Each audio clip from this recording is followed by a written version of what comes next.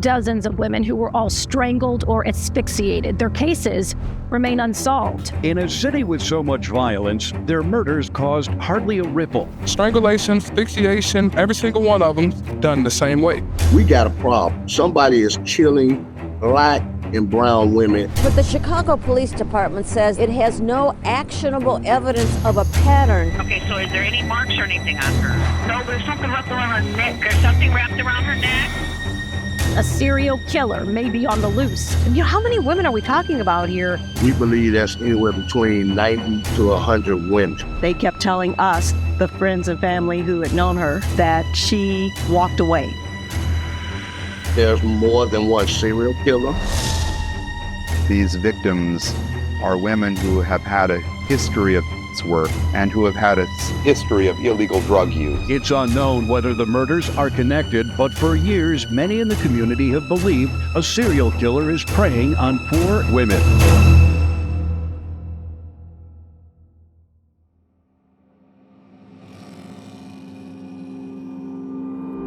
As the summer sun dips low over Lake Michigan, casting long shadows across the bustling streets of Chicago's south and west sides, a chilling undercurrent persists in neighborhoods like Englewood, Garfield Park, and Washington Park. For over 2 decades now, these areas have been haunted by a series of incredibly violent and disturbing unsolved strangulations, now totaling at least 75 cases since 1999. With 51 of these murders still remaining unsolved as of the latest Chicago Police Department review in 2019. The victims of these crimes are predominantly Black women, aged 18 to 58, many of whom were entangled in the perilous worlds of work, addiction, or poverty, and were often found dumped like trash in alleys, dumpsters, abandoned buildings, or overgrown lots, their bodies bearing the marks of brutal asphyxiation and strangulation. Dubbed the Chicago Strangler by media and victim advocates, this eerie specter raises profound questions. Is one elusive predator responsible for the murders of all 51 of these women, methodically preying on the vulnerable? Is there really a serial killer targeting the population in Chicago? Could this be the work of an organized group of killers, perhaps tied to gangs or some sort of a shadowy network? Or are all these tragedies the results of disconnected lone wolf attacks, amplified by systemic neglect in a city where violence claims hundreds of lives annually? In this documentary, drawing on research performed on extensive public records, recent documentaries and series, academic analysis, and on-the-ground interviews, we're going to examine and investigate the story of the Chicago Strangler, and investigate some of these cases in depth for ourselves. At the time of the production of this film, no new strangulations matching this pattern have been reported since at least 2018. But cold case reviews continue, fueled by FBI task forces and persistent activism from local communities. But when did all of this start? When did people start noticing the patterns? And who could be responsible for these murders? Well, the story begins not with a body, but with a body of data. In 2017, Thomas Hargrove, a retired journalist and founder of the Murder Accountability Project, noticed something disturbing. After doing some cursory research into the strangling deaths in Chicago, he applied an algorithm that he developed, modeled after FBI techniques, to local databases in Chicago that documented and chronicled the city's many unsolved murders. This tool that he helped to develop, which cross-references victim demographics, killing methods, locations, and clearance rates, flagged a cluster of 51 strangulations in Chicago, dating all the way back to 2001. And this was incredibly alarming to Thomas. He had plugged in all of this data, believing that the murders of some of these victims may have been related. But he had no idea that the algorithm would identify up to 51 victims who could potentially have shared the same killer. Hargrove, who had previously helped identify serial killer patterns in Gary, Indiana, quickly noted and wrote down the anomalies. There was only an 8% clearance rate in these cases versus the national average of 60% for homicides, meaning that amongst these identified potential victims, only 8% of their murders had actually been solved. The rest remained unsolved, with questions remaining unanswered. Hargrove also noted geographic clustering in just 3 police districts, meaning that in the entire city of Chicago and surrounding areas, most of the victims had been discovered in similar, tight areas. They were clustered and dumped in close proximity. And he also discovered that there existed a component in 3/4 of the identified cases, meaning that the killer or killers had done anything from their victims to leaving them partially nude. Quote, "This is the largest cluster of unsolved strangulation murders in the US," end quote, Hargrove asserted in a 2019 NPR interview. In that same interview, he discussed some pretty startling nuances of the case and statistics, saying, quote, "74% of those murders were not being solved. That's pretty unusual. But when we put names and description of the nature of the murder, that's when it became really quite stark. The common MO in these murders are really dramatic. Almost all of these women were recovered out of doors, 94%, alleyways, abandoned buildings, open lots. Murder tends to be an indoor sport, but these cases were entirely out of doors. Also, there were frequently signs of activity, not necessarily voluntary activity," end quote. To Hargrove, that was the beginning of the identifiable serial killer patterns, but he didn't hold back on his thoughts in the interview. He was also quoted as saying, quote, "It is extremely unlikely that these 51 women were killed by 51 separate men. That just did not happen. If you look at a large group of unsolved female murders within the same geography that have the same characteristics, most of the time, you're going to find serial activity. It could be one guy, it could be 2 or 3 guys. Serial murder is far more common than anyone really wants to admit," end quote. In that same interview, the reporter also asked Thomas Hargrove to respond to some recent comments made by the Chicago police superintendent, who claimed publicly that there was, quote, "nothing there right now that suggests that we have serial killers in the city of Chicago," end quote. In response to that comment, Hargrove stated, quote, "The superintendent is completely correct. There is a ton of evidence that has not been taken to the lab because the labs are backed up. It will take months or years to process all of that evidence unless a special grant can be found, possibly from the FBI," end quote. The reporter from NPR then asked Hargrove, quote, "Well, evidence aside, are there additional reasons the police in Chicago might be reluctant to call this the work of a serial killer?" end quote.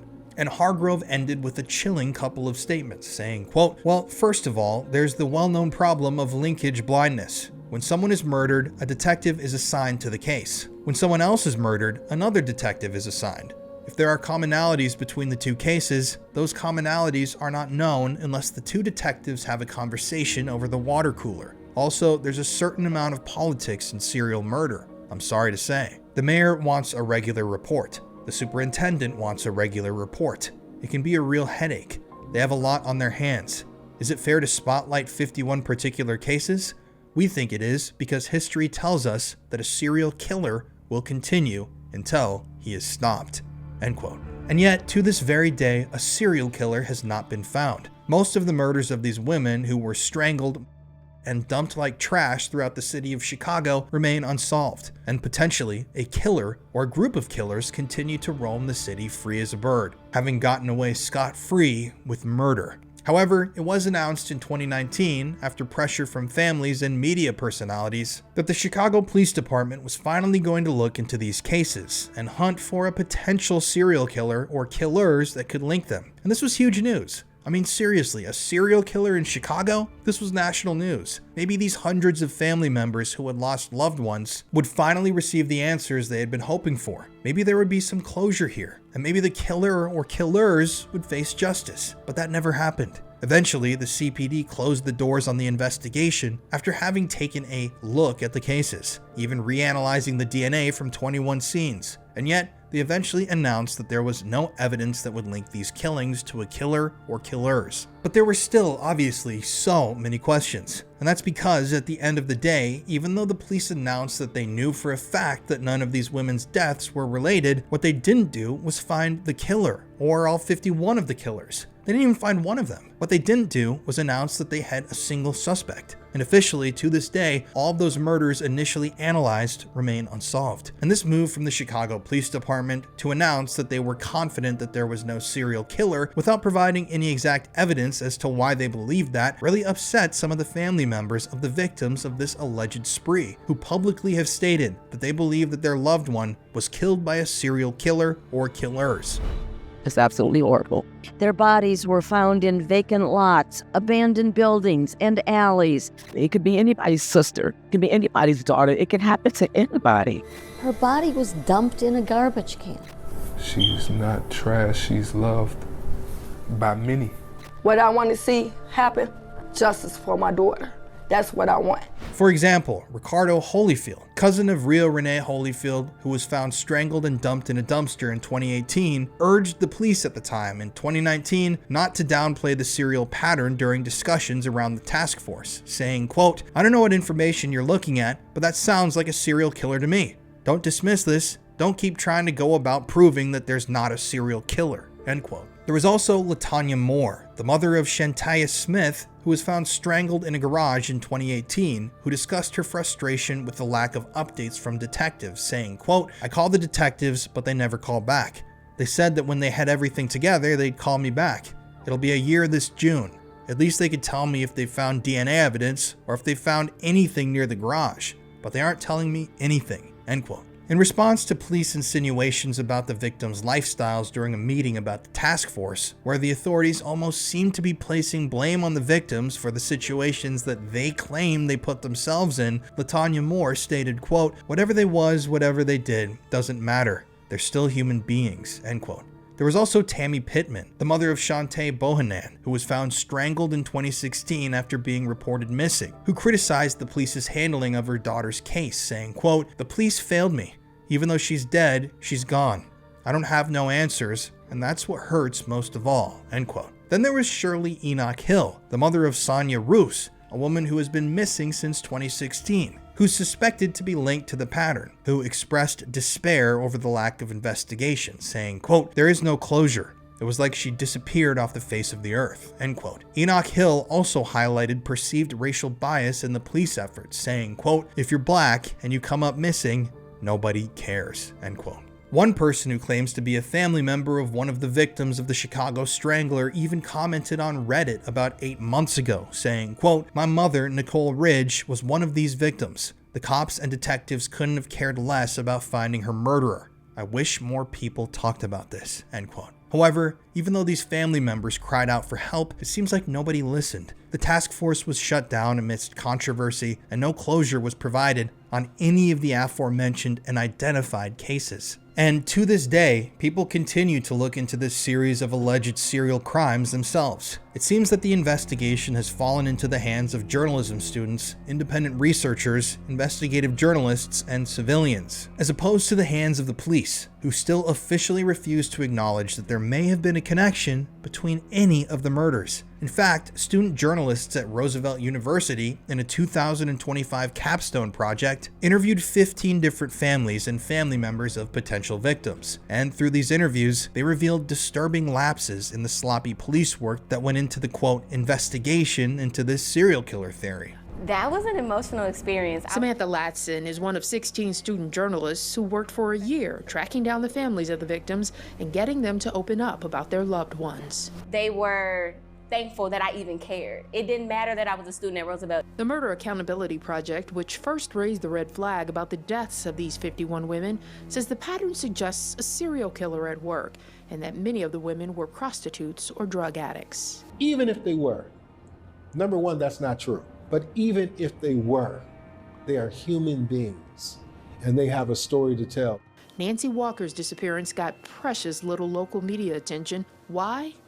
Many have openly argued it's because the 51 murdered women, including Nancy Walker, are mostly black. We're the America's most unwanted. No one really wants to hear our stories. Many of these families, even after it was announced that the task force had been formed, had never been recontacted by detectives for interviews, even after the CPD formed that task force with FBI involvement to review the cases. This lack of follow-up persisted despite official public announcements about active investigations from the Chicago police, which left families feeling uninformed and ignored. I mean, they were opening up these cases, according to them, going back in time, reviewing them, re-interviewing people and suspects, trying to provide closure, but they weren't even reaching out to the families. Nobody knew who they were investigating, nobody knew what they were looking at, nobody was talked to, and it seemed like they made absolutely no ground. Families of victims also noted that critical evidence such as toxicology reports, autopsy reports, or DNA findings were not shared with them, and still to this day, none of this information is public, which has hindered their own understanding of the cases and held back their own ability to advocate for justice for their own loved ones. Some people still don't even know the specifics about what happened to their own mother or sister or girlfriend. For some reason, they won't release those details even to the family members. This lack of transparency, according to the families themselves, even extended to basic updates on the investigations. They weren't kept in the loop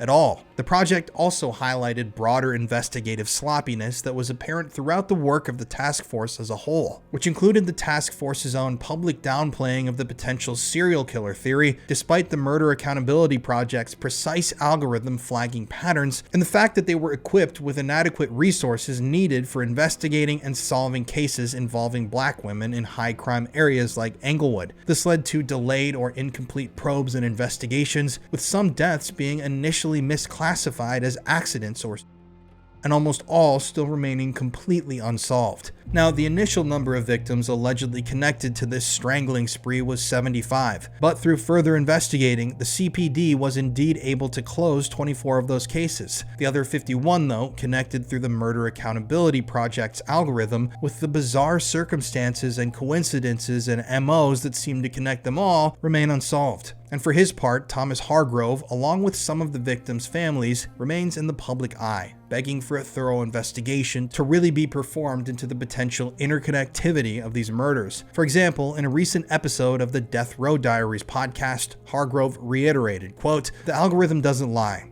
Patterns like this scream serial activity," end quote. And I'm not the only one talking about this. As recently as in 2021, Discovery Plus produced and released a series on their streaming platform titled The Hunt for the Chicago Strangler, which investigated this theory, spoke with the family members of the victims, and advocated for stronger, more thorough investigations. But even with all of that media attention and those press reports, nothing ended up happening, and the women who were murdered once again returned to being nothing more than numbers and descriptions on a list. But these women, these 51 innocent victims, were so much more than just data points. They were each pillars in fragile communities, and their mysterious and violent deaths rippled through each of their own families like unstoppable shockwaves. There's actually a website online that I used in part to construct this episode that maps out all the victims, where they were found, and provides some information on exactly what happened to them. If you're curious about this information and want to look into these patterns and circumstances for yourself, I encourage you to check the website out for yourself. And to construct this documentary, a number of resources were used. Newspaper articles, online news articles, podcasts, the documentary series, publicly available information, and more. And I even attempted to FOIA request the Chicago Police Department for documents relating to some of the cases that we're taking a more in-depth look at in this documentary. To say that they were the opposite of transparent with me is a complete understatement, but we'll get to that eventually. First, let's investigate just who the Chicago Strangler, this phantom, this untraceable killer or killers may be. Based on my personal analysis of publicly available data from the Murder Accountability Project and journalistic investigations, after running some of these questions and scenarios through AI myself, a pattern or a perpetrator profile slowly emerged from the shadows. According to all the publicly available information, the Chicago Strangler is more than likely a male individual or a small group of men operating independently or in loose coordination, given the statistical improbability of 51 separate perpetrators committing such strikingly similar crimes over 17 years in such small, overlapping areas in a very large city. This hypothesis aligns with Thomas Hargrove's algorithm, which flagged the clusters themselves due to low clearance rates, 74% of these crimes being unsolved, and the shared characteristics between the crimes and the victims, a feature seemingly uncommon in random homicides, which suggests a sort of calculated predation or targeting by someone or a group of people that possesses intimate, on-the-ground knowledge of Chicago's south and west sides. These people have street knowledge, they understand the streets, they feel the heartbeat of the streets, and they know how to find all the nooks and crannies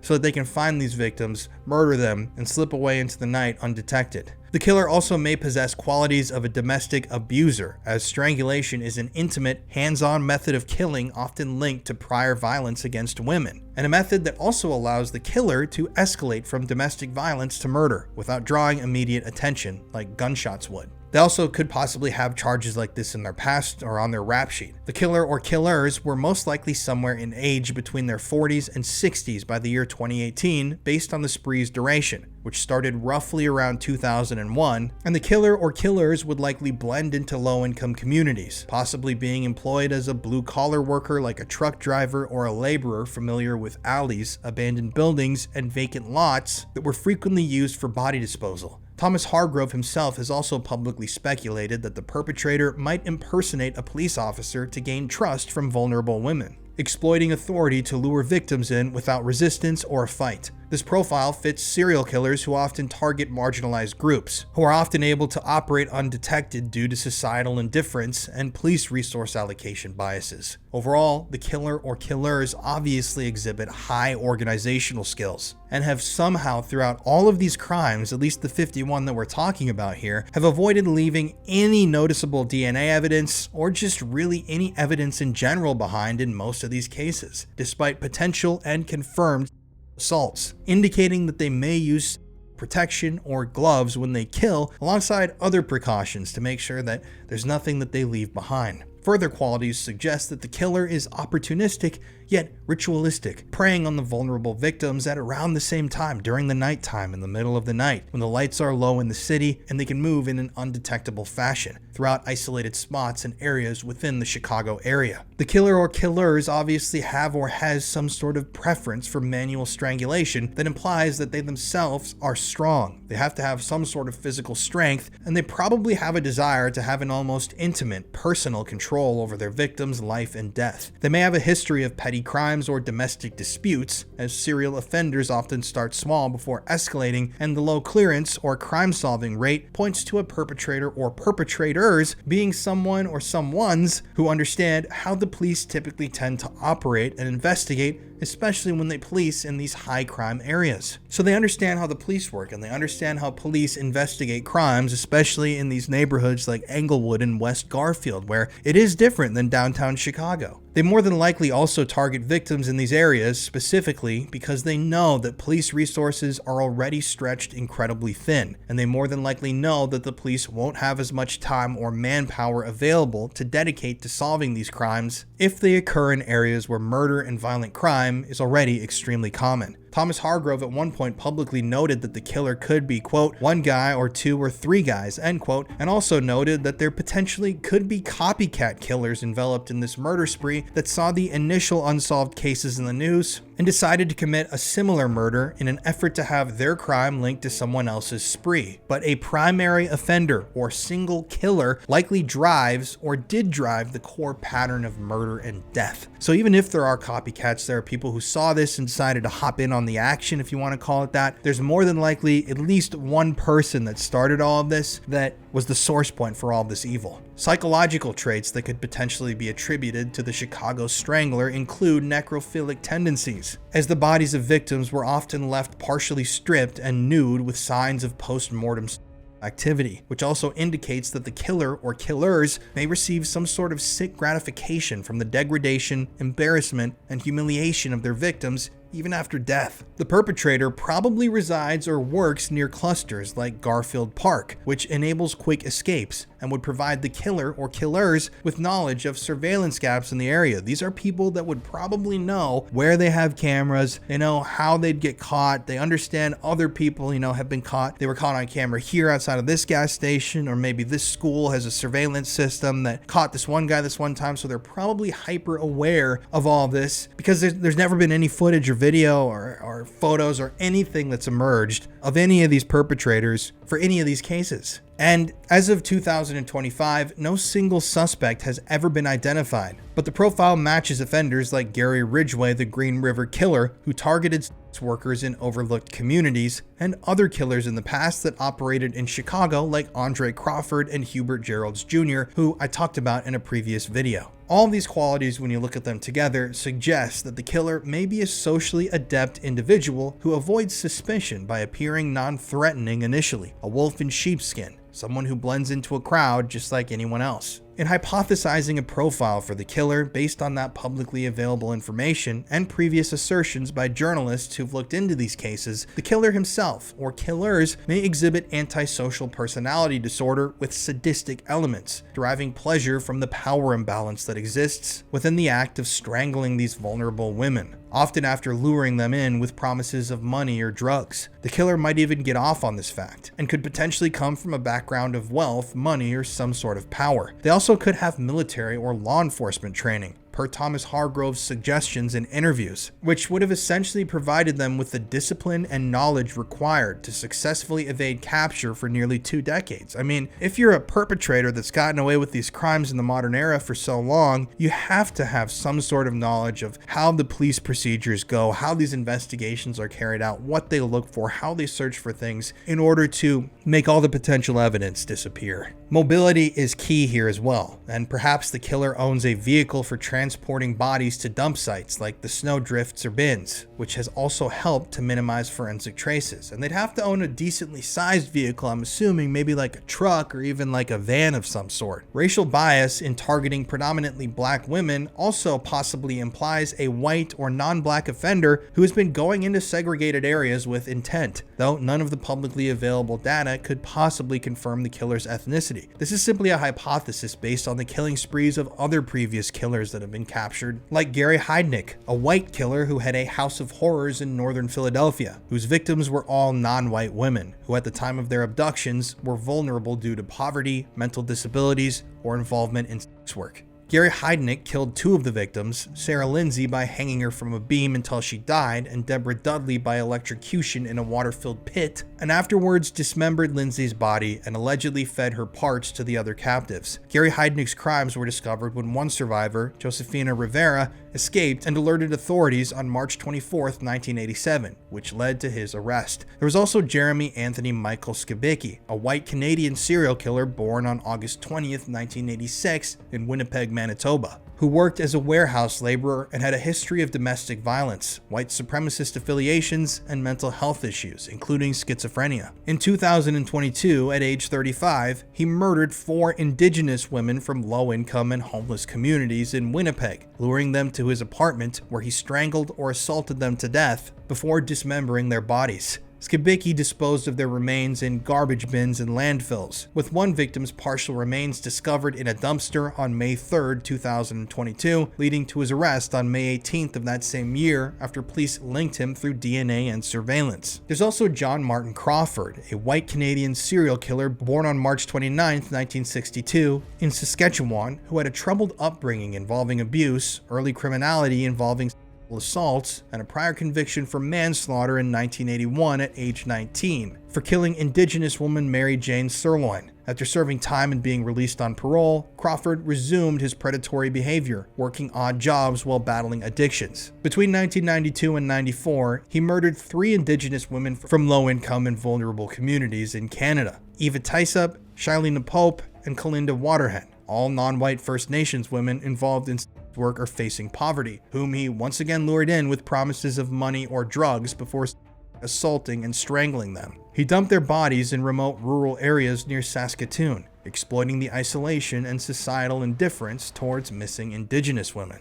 And there were also killers like this that existed within Illinois. For example, there was Larry Bright, a white American serial killer born in 1966 in Peoria, Illinois, who grew up in a troubled family and worked as a laborer while struggling with drug addiction. Known as the Bone Crusher, he operated from July 2003 to January 2004 in Peoria, killing 8 black women from low-income neighborhoods, all involved in or drug use, whom he lured in with promises of money or narcotics to his home or isolated spots. Larry Bright strangled or suffocated his victims during or after encounters, often when they demanded payment, then burned their bodies in backyard bonfires to destroy evidence before dumping the remains in rural ditches or fields around Peoria, Illinois, or Tazewell counties. And there's also another American serial killer named Timothy Hazlitt Jr. Timothy was another white American suspected serial killer, and in 2022, at age 39, he targeted black women from low-income and homeless communities, luring them in with offers of shelter or money before assaulting them in his basement dungeon equipped with restraints and torture devices. He was eventually charged after a woman escaped from his torture chamber, but he's just another example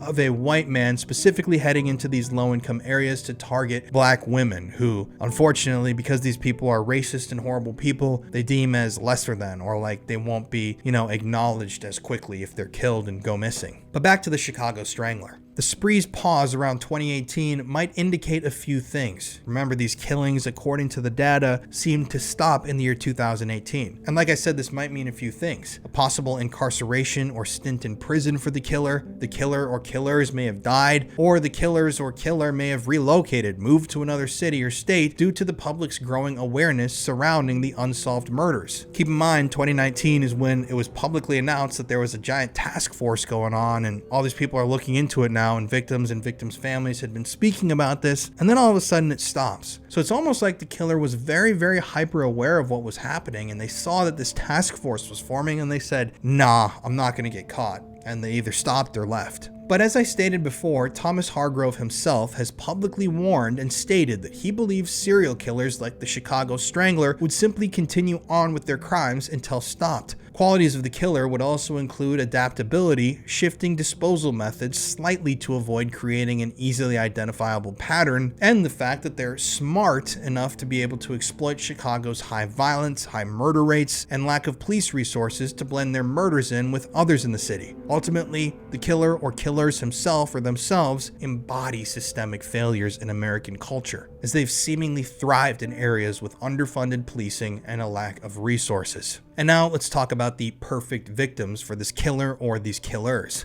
The killer's preferred victims were overwhelmingly black women aged 18 to 58, many of which engaged in work or were battling drug addiction at the time of their deaths, making them high-risk targets less likely to be reported missing promptly. Shared qualities between the victims include socioeconomic vulnerability, poverty, and documented histories of justice system involvement, like arrests for or drugs, which in turn reduces investigative priority. In layman's terms, essentially, the killer seems to have known that by picking to target women with criminal histories or prior run-ins with the law, when these women went missing or were reported as being AWOL, the authorities, unfortunately, wouldn't place as much priority in their investigations, knowing the victims' past and their behaviors. Geographically, the bodies accrued in clusters throughout South Side neighborhoods like Englewood and Washington Park, or West Side areas like Austin and Garfield Park. And bodies were often dumped in police districts with high violent crime rates. And the similarities between the locations where these women's bodies were dumped are astounding. 94% of the bodies were found outdoors in alleys, public parks, or snowdrifts, also in abandoned buildings. They were partially or fully stripped of their clothing, with signs of non-voluntary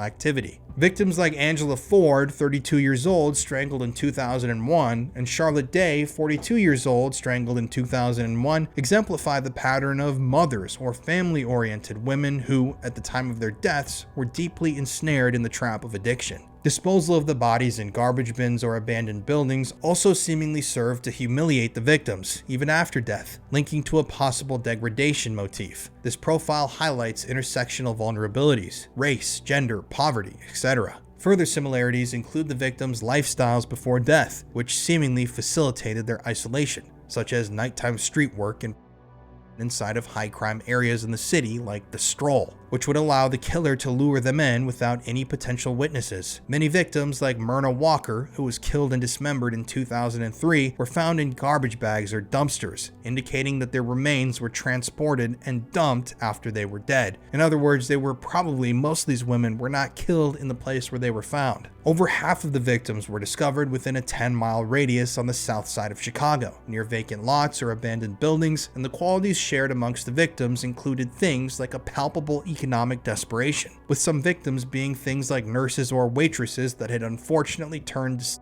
work amidst active addictions. Also, a number of the victims often had children or grandchildren, which served to humanize them far beyond society's stereotypes. The murders peaked between 2001 and 2010, and often they occurred in the wintertime for snow concealment. This consistency suggests targeting based on accessibility inside of those marginalized zones. And the pattern of these murders occurring in the winter months also serves to help link the victims and a killer or killers together. Obviously, someone was targeting people at night in the wintertime. They knew where to dump them. They had preferred ways of killing. It's blatantly obvious. The parallels between the recorded victims also extends to their bodies' post-mortem treatments, with asphyxiation frequently having left ligature marks and defensive wounds being found on many of the victims' bodies, indicating that they may have struggled or fought back against their killer. Also, many of the victims, like Nicole Ridge, who was murdered in 2007, were dismissed as being high risk by the authorities, which only served to delay probes and serious investigations into their murders. In addition, the bodies of these victims were frequently found staged in the fetal position or covered in some sort of debris, which delayed their post-discovery identification. Overall, the victims' ages spanned greatly and included everyone from grandmothers to young mothers, but they were united by poverty and their race in segregated Chicago. This pattern overall reflects a much broader societal neglect, with geography tying to disinvested black neighborhoods. Overall, victims' vulnerabilities enabled this spree's longevity. We wanted answers to this madness, and I feel like I provided you with a lot of context, but at this point, we need to head to Chicago ourselves to investigate these crimes. So, in June of this year, we bought a plane ticket and headed to the city to begin our on-the-ground investigation.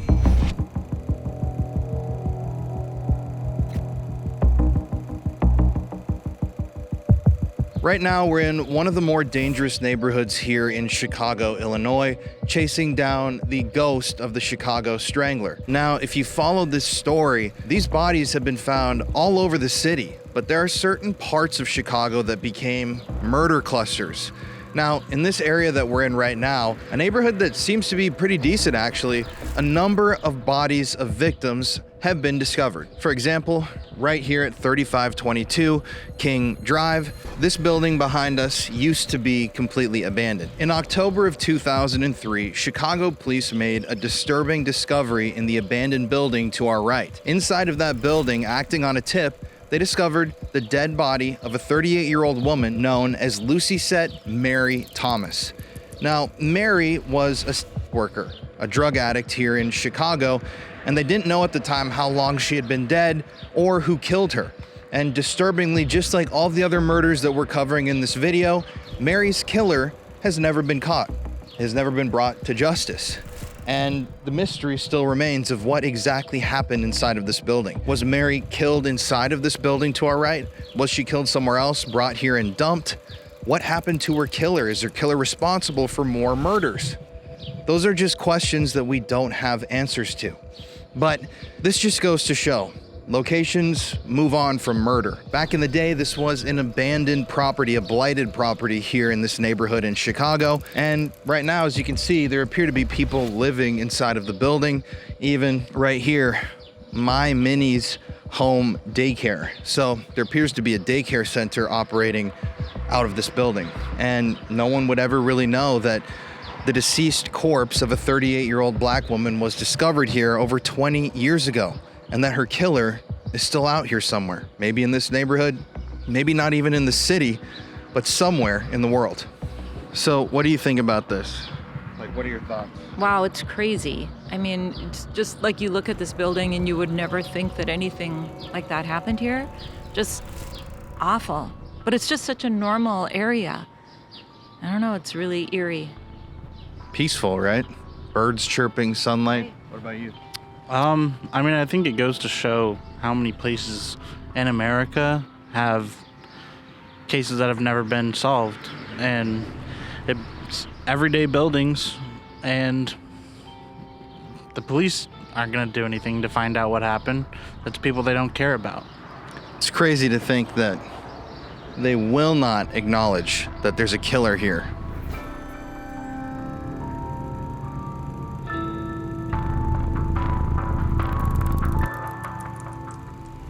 Now, after we finished filming, I filed a FOIA request for each of the victims that we attempted to shine light on in this documentary, and I achieved varying degrees of success. For those of you who don't know, a FOIA request, short for Freedom of Information Act request, is basically a way for anyone to ask the US government for copies of public records or documents held by federal agencies, like emails, reports, autopsy reports, or data, without needing a special reason. It's designed to promote transparency from within the government, but agencies can sometimes deny requests if the info involves national security, privacy, or other exemptions, and it might take time or fees to process. Now, I've FOIA'd hundreds of things over the years for my videos. I've had a lot of success. I've had agencies send me 1,000 pages of investigative notes. I've had them send me crime scene photos and all sorts of information for all sorts of different requests. I've FOIA'd the FBI, I've FOIA'd local housing authorities, I've FOIA'd governments and district attorneys. Like, I've FOIA'd a ton of individuals. So before you get into this and say that I did all this incorrectly, I very well understand the FOIA process, and I've worked with lots of agencies from the FBI, like I said, all the way down to small local authorities. So I understand what you need to write, how to file these things. And when I filed a FOIA request for information surrounding the murder of Lucy Sat Mary Thomas, whose crime scene we just visited in that clip, authorities in Chicago provided me with only one document, and that was the initial case incident report. However, they denied giving me access to any other documents surrounding the murder of Lucy Sat and stated, quote, "While responsive records were identified, disclosing these records would adversely impact an ongoing Chicago Police Department investigation. This case is still open and ongoing. The release at this time could potentially jeopardize the progress of the investigation.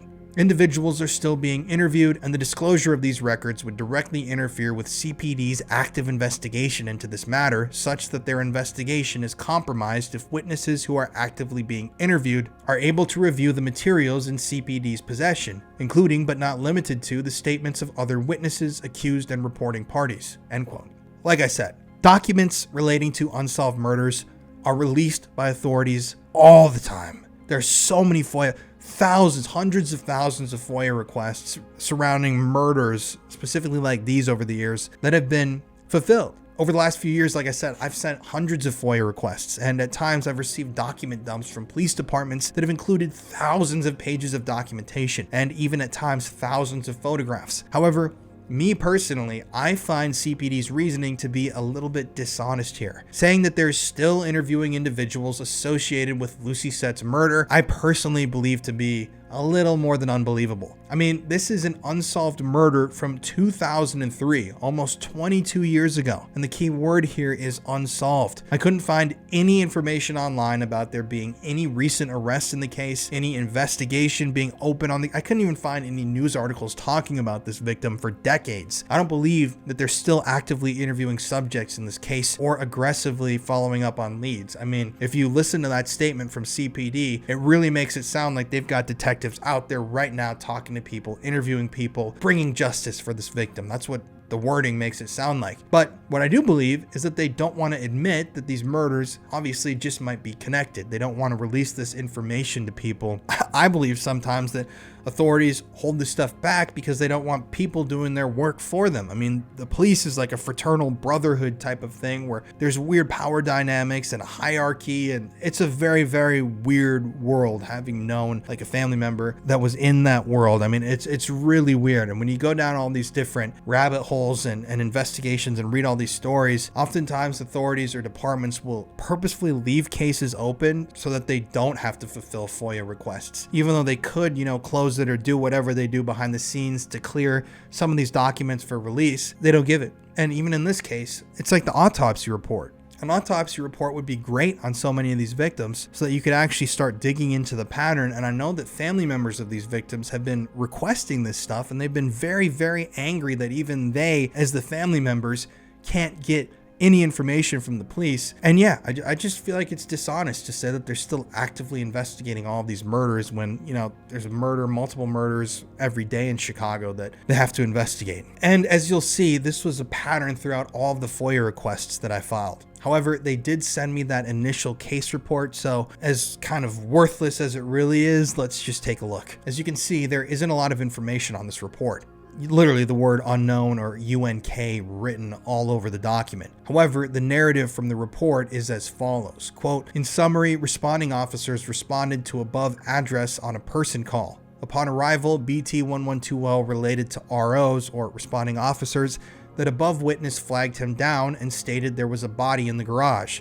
CFO responded to scene and AMB 33 engine 45, I don't know if I'm reading this correctly, please correct me if I'm wrong, and found no vital signs. Victim had trauma and bleeding to the head area. Victim was also partially clothed. They then state that the medical examiner pronounced the victim dead on scene and go through some other routine details about, who was there, who processed the scene, the technicians, yada yada. But what else exists in relation to this case? I mean, this clearly can't be all the information that they have, right? I mean, this report tells us practically next to nothing. And like I said before, I just find it incredibly hard to believe that the Chicago Police Department is still aggressively investigating this murder of to them, random woman from over 20 years ago. I mean, for Christ's sake, they shut down the task force years ago, and there have been zero updates in these murders ever since. However, I'm going to make these documents public and upload them to a Google Drive link that I'll post in the description of this video so that you guys can look them over yourselves and draw your own conclusions. Maybe you'll see something in these documents that I missed, you never know.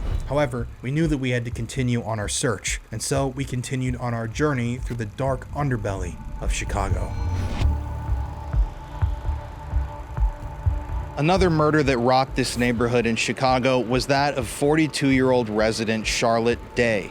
Now, Charlotte was a black woman just like everybody else in this string of murders, and interestingly enough, we just spoke with some residents of this neighborhood, and they said that they actually remembered this thing happening. They said her body was found right here in this vacant lot, and that she would not have been somebody from this neighborhood necessarily, and that they didn't believe that the person who would have targeted her would have been from here.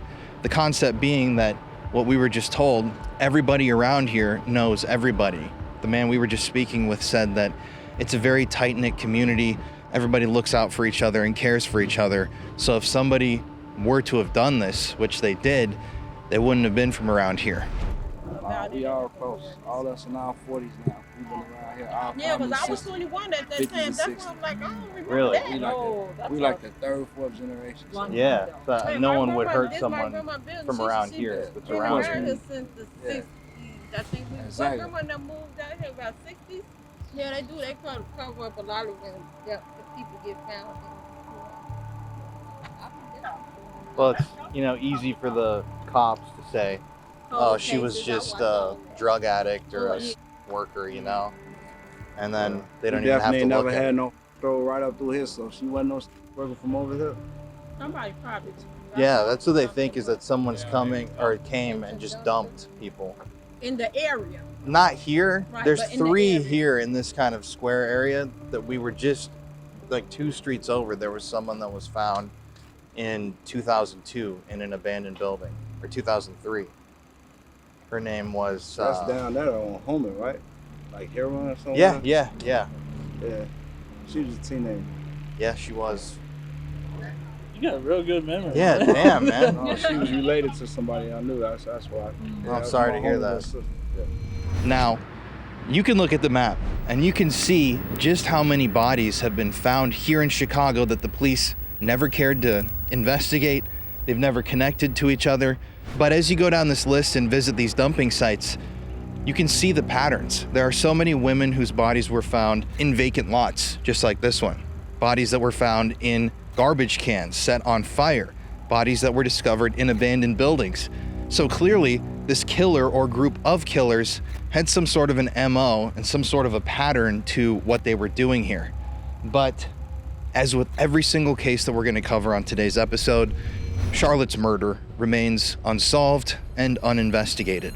So that last shot and that last segment that we did, literally, you can see the vacant lot from where we're standing right now. We're just a couple 100 feet away. But a few years later, in September of 2006, this building behind me was the scene of another ghoulish discovery.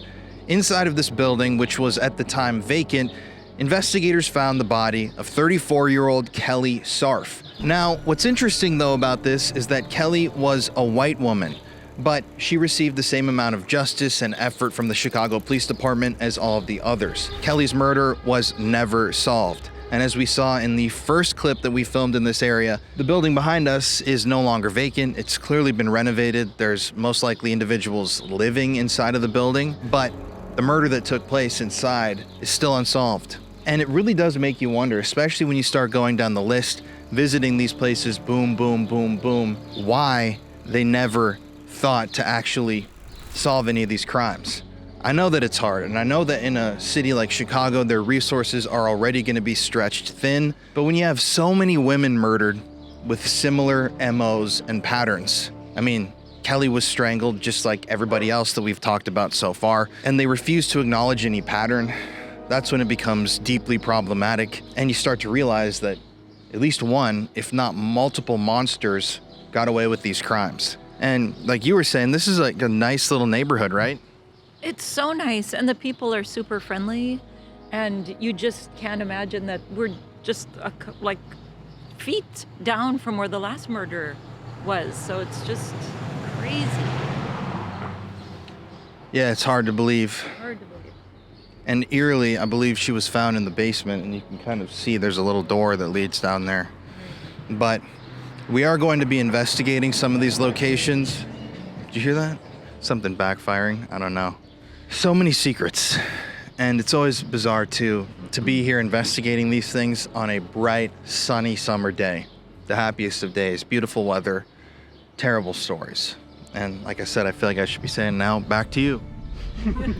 So, as you can see, there were 2 more victims in that immediate area that were discovered literally 100 or so feet from one another, and both murders to this day remain unsolved. I mean, we were talking to people on the street there who remembered when the body was found and how pissed they were. I actually didn't get the audio of the guy, but he was talking about the fact one of the people that we spoke with across the street from the first scene actually was saying, I wish I would have recorded him saying this because it was so interesting to have for a record, but he told us when I went up and asked him, like, do you have any idea who this might have been that killed this woman? And he said that he knew for a fact that whoever killed that woman, at least in that case, wasn't somebody from their community. He was describing this neighborhood and everybody on this block, like they knew the victim, and he said everybody around here knows everybody, and for years, decades, we've all looked out for each other. I mean, this murder was almost, I believe, 20 years ago, and they all remembered it when I was talking to them. And he said, like, this wouldn't be somebody amongst us. Like, we know anything and everything that happens here. So he hypothesized that someone had come into the community and dropped the body or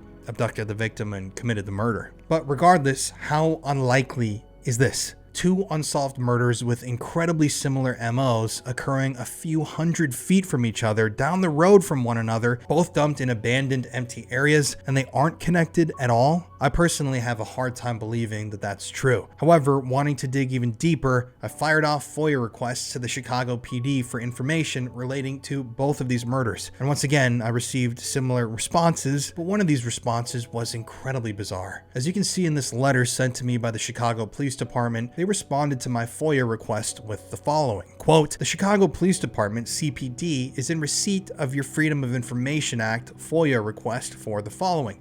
Any and all information relating to the murder of a woman named Charlotte W. Day, found at or near 3432 West Monroe, age 42, on 3/28/2001. I'm requesting all documents, video and audio recordings, photos, and reports related to this case. Your request was reviewed by CPD, and a search conducted in relevant CPD databases utilizing the provided search parameters, search results returned as negative. Therefore, CPD has no responsive records to your request as it is stated, end quote. Now, this is incredibly bizarre to me. Keep in mind, there's more info that I gave them. That's just a little snippet from my initial request.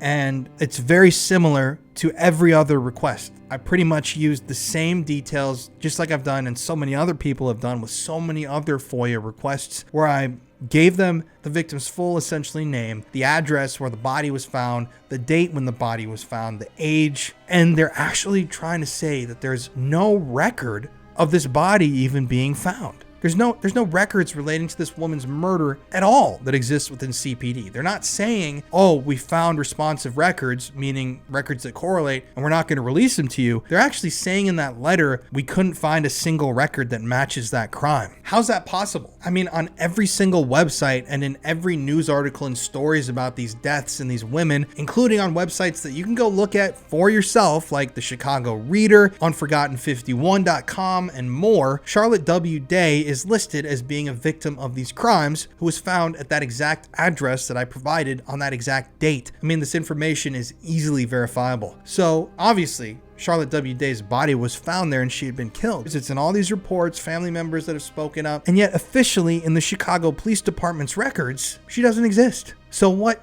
exactly is going on here? How do the Chicago police not have any responsive records relating to the discovery of Charlotte's body or her murder? No autopsy report, no case incident report, no police reports, no investigative notes, nothing. So were these files or records lost? Were they destroyed? At best, in my opinion, this displays gross negligence on the part of the Chicago PD. And at worst, it shows a blatant disregard for these victims and potentially intentional either loss or destruction of important records relating to an unsolved murder case. It's incredibly bizarre that they have no records in relation to the discovery of this body. Like I said, they don't even have a case report that details the conditions under which the body was found. There's no narrative of what happened. But without any information, we can hypothesize and theorize all day, but we have to move on here. And this is just a weird contrast, because when it comes to my FOIA request for information surrounding the murder of Kelly Sarf, who was found just down the street from Charlotte, I had a minor success. The Chicago PD actually did send me the original case report generated about the discovery of Kelly's body, but once again, they provided me with no additional information. And once again, they used the same excuse to deny the FOIA request, stating, quote, "Please be advised that any other records are denied. This is an ongoing investigation and any records pertaining to this case are exempt pursuant to FOIA under exemption blah blah blah, which allows a public body to withhold records that would interfere with pending or actually and reasonably contemplated law enforcement proceedings conducted by the law enforcement or correctional agency that received the FOIA request. Furthermore, under section blah blah blah blah blah, a law enforcement agency may withhold records to the extent disclosure would obstruct an ongoing criminal investigation by the agency that is the recipient of the request.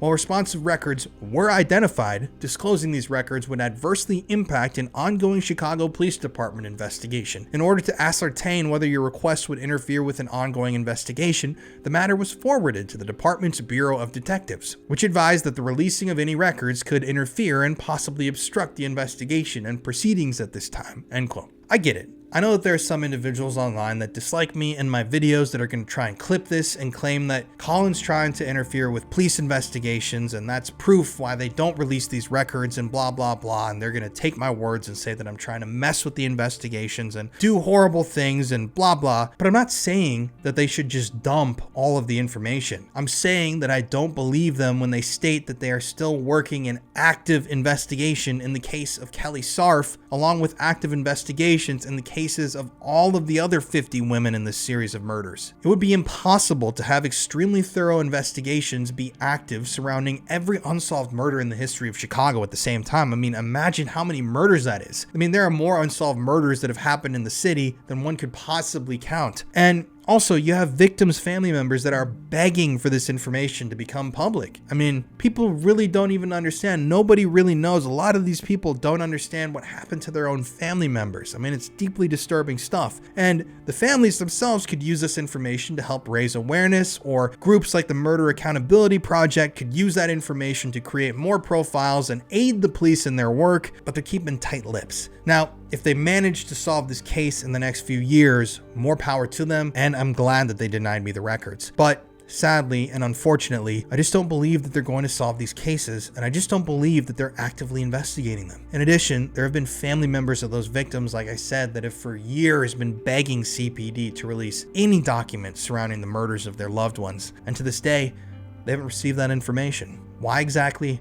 I don't know. I understand not wanting to give perpetrators a tip-off, not interfering with an investigation, not wanting to taint victims or witness statements, but in so many cases, they just slap an open investigation title onto things like this to ensure that people legally can't get access to these files for one reason or another. And for example, I don't know why it would hurt for investigators to release toxicology reports or autopsy reports or other documentation surrounding any of these crimes so that people could take a look at all of this themselves and make their own determinations. I mean, currently, to show you the parallels here, over there in a suitcase, I have a document dump in my possession of over 5,000 pages of investigative notes and reports and documents relating to the unsolved Oakland County child killings in Detroit. Thousands upon thousands of pages of redacted documents and reports dealing with multiple unsolved murders, unfortunately of children. Those murders are not solved. They've never been solved. And yet, the police in that case have dumped tons of information into the public domain so that family members, private investigators, and others can conduct their own investigations. And so that news stations and independent journalists can broadcast details and help to raise awareness, like I aim to do with these videos. I just find it very odd. For a case that's had zero movement publicly in the last 6 years, that before that had zero movement for almost 20 years, they're claiming that these investigations are all still active and ongoing, which I personally just don't believe. Now, you can debate that all day, and I know some people are going to disagree with that, but I don't think that that's happening.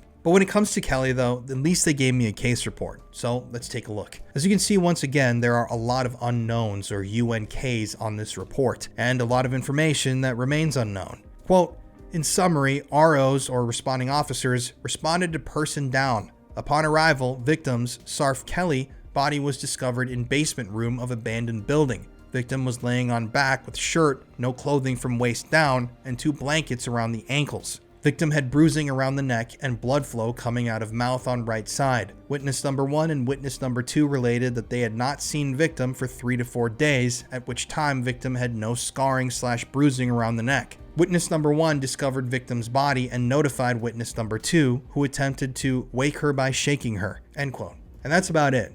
That's all the information that the police would release about the murder of Kelly Sarf. They wouldn't and won't release the autopsy report, any further investigative notes, or really just any information on this case in general, which, as you can see, is clearly extremely infuriating, not only for myself and others who care about these cases and trying to find justice in them, but I can only imagine for victims' family members as well, who've been left wondering for almost 2 full decades now what the hell happened to their loved one and who possibly did this to them. They also haven't ever released any photographs from the scene or really any details in general from most of these crimes, which is just a little strange to me. Even almost 20 years on, it seems like the Chicago PD is remaining extremely tight-lipped when it comes to these cases. They don't want to talk about them, and they certainly don't want others talking about them either. And the sad thing is, when it comes to a lot of these women, there's barely information about them online at all, period. There aren't even photographs of the women to remember them by. It's just, as simply as I can put it, very sad. It seems like no authorities ever seem to really care about them, and they still don't. But alas, we need to move on. And our investigation throughout the city only got darker and darker, the further down the rabbit hole that we traveled.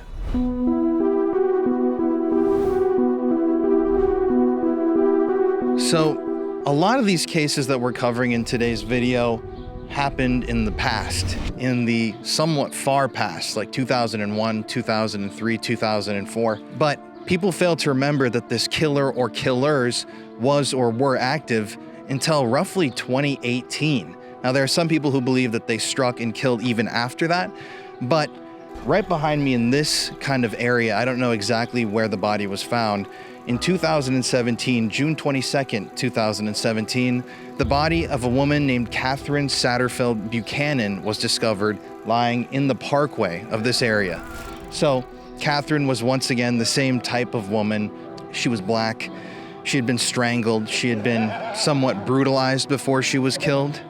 But what makes this case very interesting is that Catherine was actually 58 years old. Unlike a lot of these other victims who were younger, Catherine was almost in her 60s. And interestingly enough, there is another victim that we're going to visit and her site in this area who was also a little bit more advanced in their age. But I think it's interesting, killers will switch up their MOs, they'll switch up their victim profiles, they'll switch up the people that they're targeting in order to throw off law enforcement.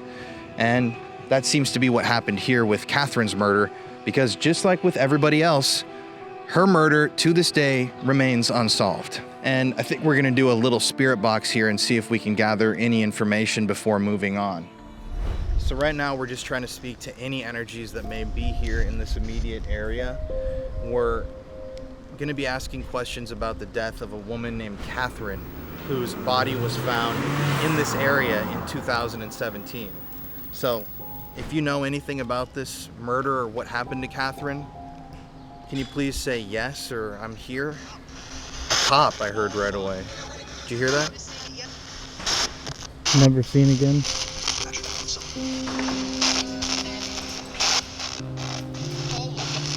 Follow them.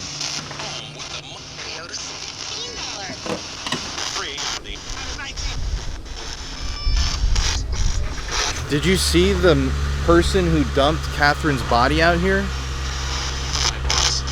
My boss? 45. That would fit the age range.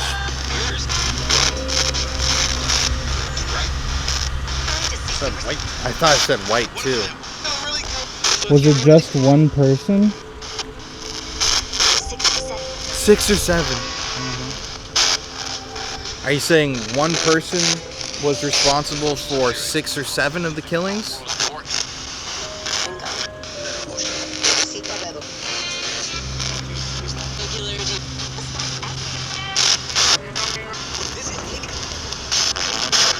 Visiting, I heard. So this guy didn't live around here? Only one of them.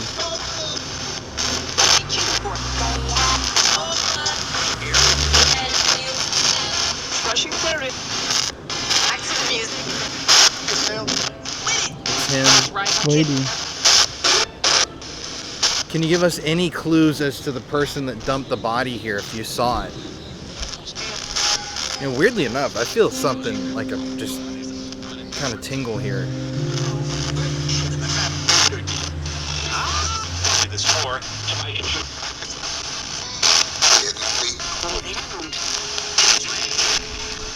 So you're saying it was a 45-year-old white man, basically?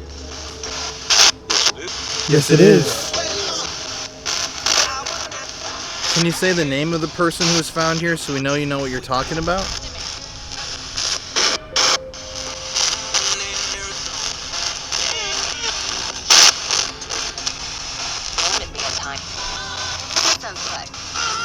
Suspect. Anything else you can tell us?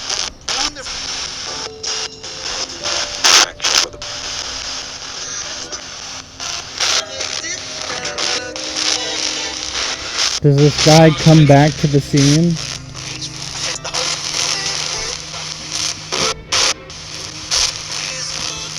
He's gone. Can you give us a name? 57.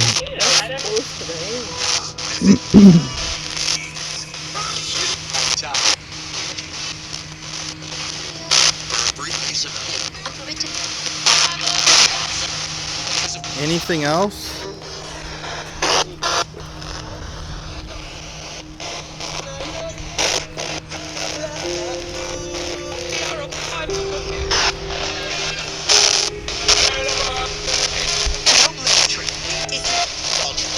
Do you know why he picked this spot?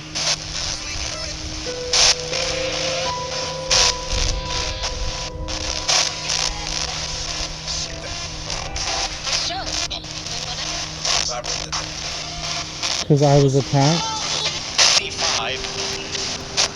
Is there anyone here that needs help?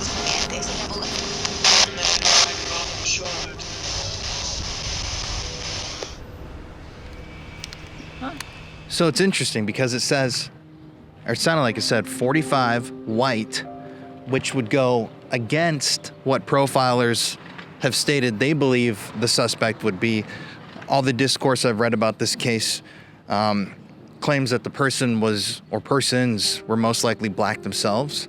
So I think that's very interesting. And it's actually pretty crazy. There was a case that I read about a little while ago about a guy that was arrested in a Chicago neighborhood who had essentially a machine gun in his white van, hundreds of spent shell casings, and writings about wanting to commit a mass shooting.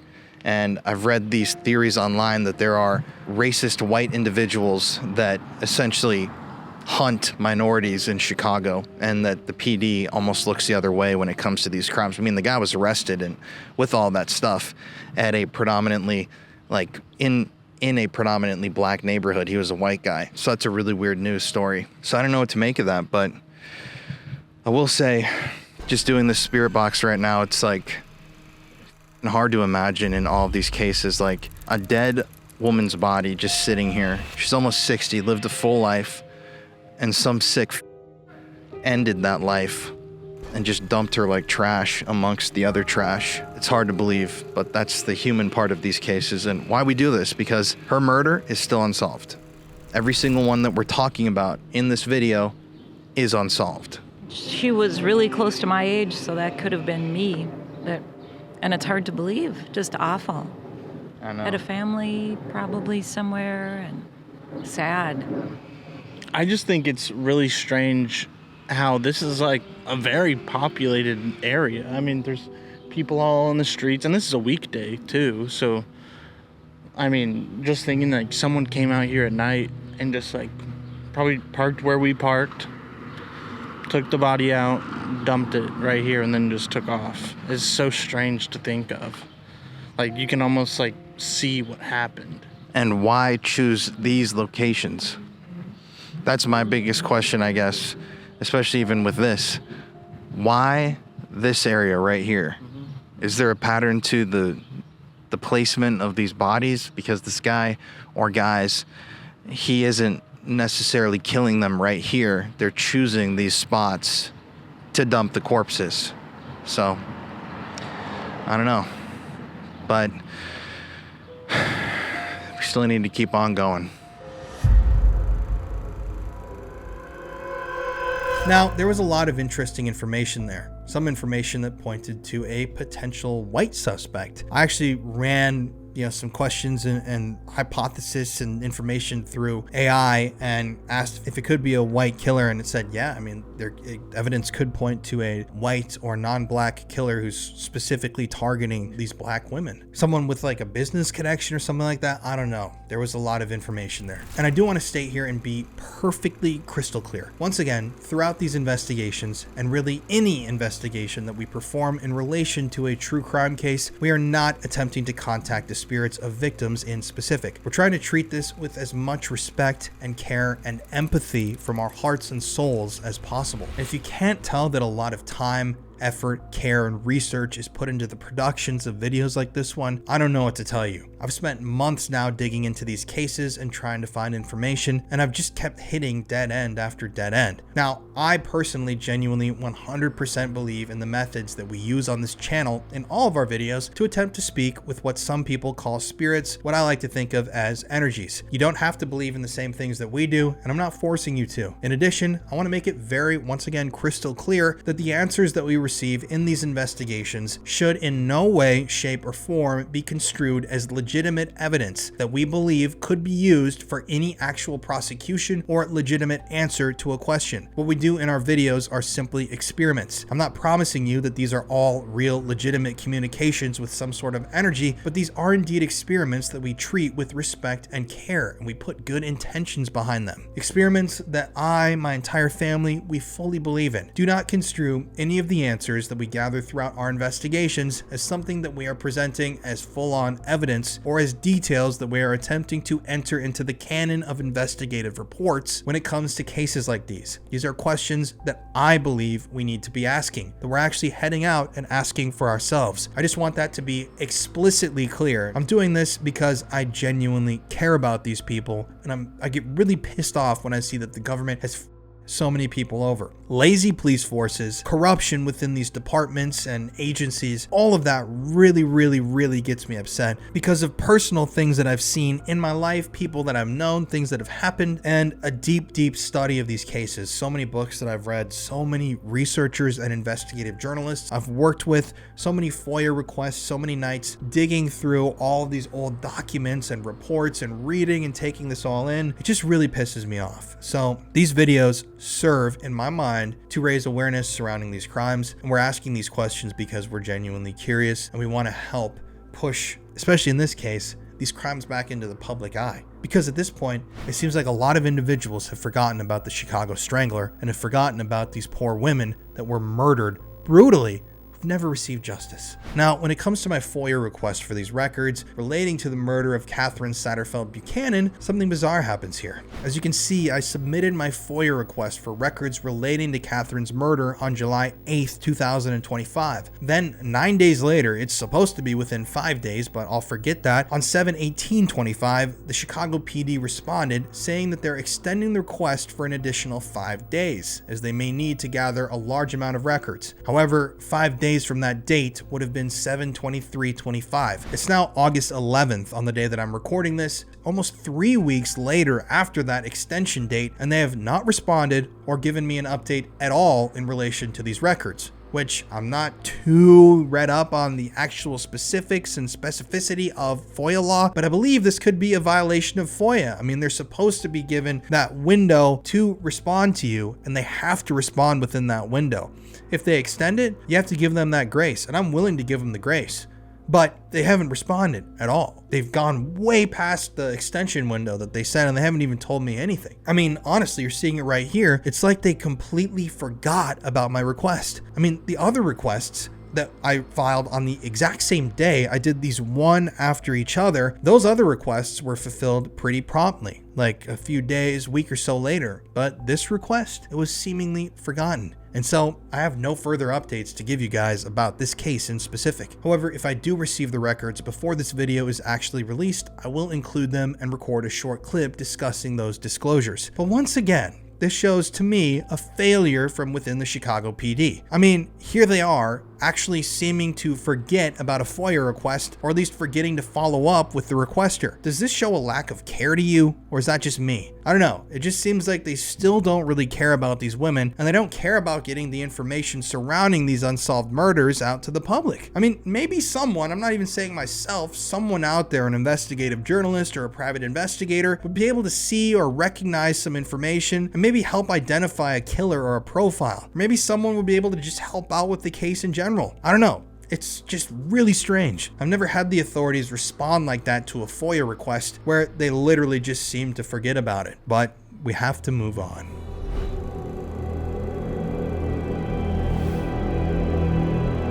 Just a few minutes away from that last scene, in 2014, another disturbing discovery was made in this neighborhood in Chicago. This time in an alleyway right here to my left, the body of 50-year-old black woman Velma Howard was discovered. Now, Velma was, just like all the others, a black woman, a worker, and was strangled to death. And just like with all of the other cases that we're investigating here, Velma's death is, to this day, still unsolved. And I want you to contrast all of these murders to the attention received in cases like that of Gabby Petito or the Idaho murders. So many of these cases receive such national attention. It captures the interest of millions of people. They follow these cases and they want justice for the victims. But in Chicago especially, no one's matching any of that energy. And there goes a Chicago police officer right there, right when I'm saying that. And the energy isn't even reciprocated by the Chicago police themselves. I mean, there's been no effort to solve any of these murders, and Velma was 50 years old. She had lived a full life, she had family members that loved her, and yet she's treated like everybody else in this story, just another number on a sheet of paper. And it's deeply disturbing stuff. But at the end of the day, all we can do is hope and pray for justice for some of these people. Maybe one day something will happen. But we've still got a lot more sites to visit, and I want you guys to keep in mind that even at the end of this video, but there's over 75 in this series of murders. 75 in person, if you imagine that. Places where bodies have been dumped to be found by someone who's never been caught. If this case was cracked, this would mean this was one of the most prolific serial killers in American history. And yet nobody's talking about it. Nothing's been done about it. And it seems like even here in Chicago, people we've been talking to on the street in this neighborhood, they don't even know about it. June 25th, 2010, in West Garfield, Chicago. The body of a woman is found unresponsive in an alleyway right next to where we're standing right now. Eventually, investigators would piece things together and discover that the body had belonged to a 43-year-old woman named LaFonda Sue Wilson. Just like all the other black women whose bodies had been found in Chicago over the past 10 or so years, LaFonda had also been strangled to death and dumped. Now, as with all of these cases, the murders, assumedly, are not taking place at the locations where the bodies are being discovered. However, the killer obviously has to come to these areas to dump the bodies. But this is just like all the others. Except this time, what's a little bit striking about this location is that the area is more industrial. There are meat packing plants and butcher shops, and obviously you can see the pallets behind me. Businesses all over this area. And yet the killer or killers chose this location as a body dumping site on that fateful day in June of 2010. So while we're here, we're gonna do a spirit box session and see what we can capture.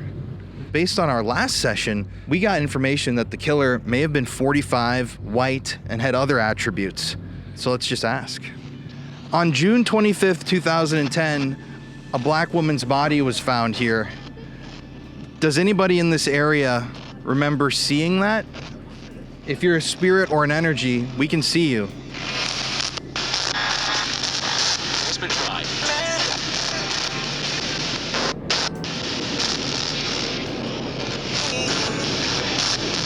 Is that? Oh my God, a train? Can't even hear the spirit box. Do you remember seeing that body being dumped here?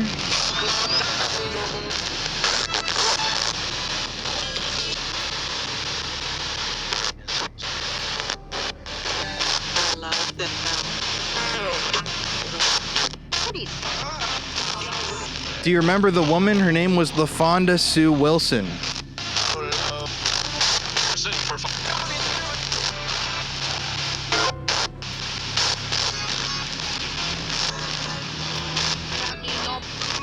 Do you remember the manner in which she was killed? What food?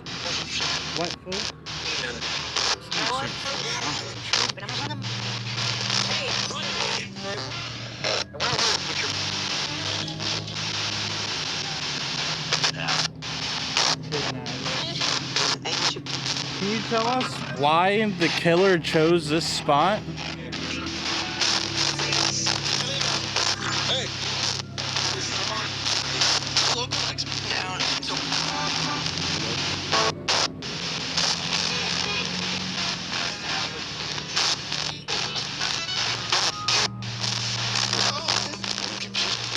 I'm confused. I lived here?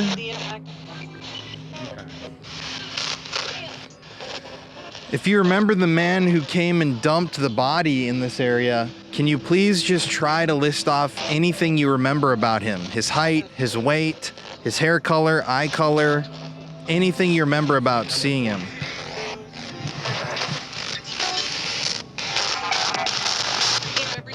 His race.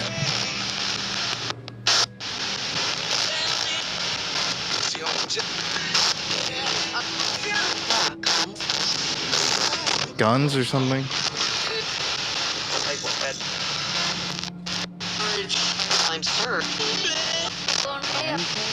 I'm not sure. I'm sure female.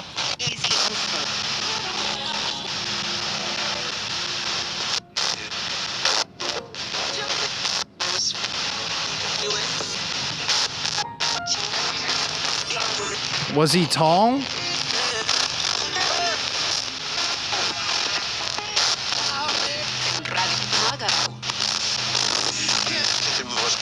Two of us.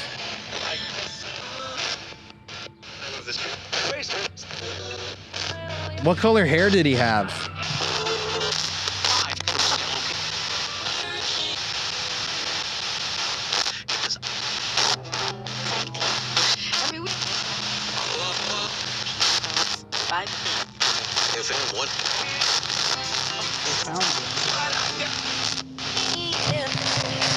Female.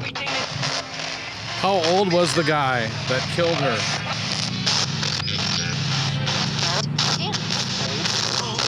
Old. How many years though? How old was the guy?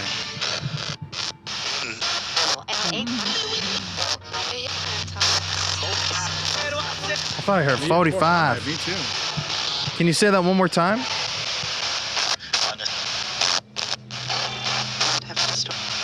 He had a pistol.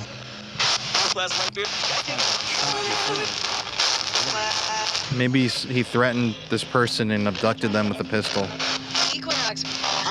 Equinox. All right, it's the solstice is the 25th or 24th time.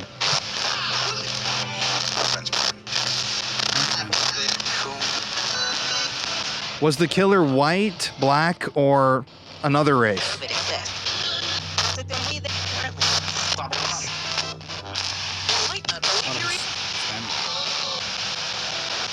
Was the killer Hispanic?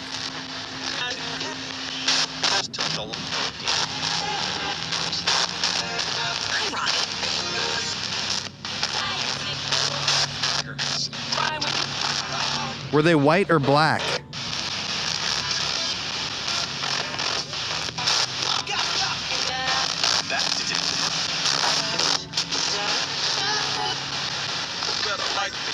Clearer, please. Really? Were they skinnier or more overweight, heavy set?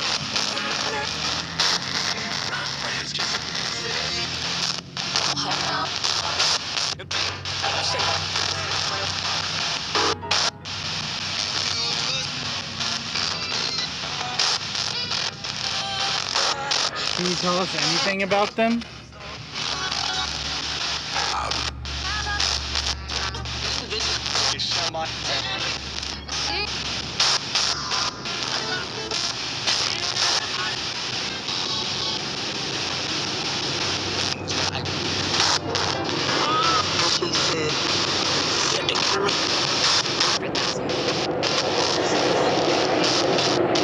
God damn, that train is so loud. Is there anything else you can tell us about this killer?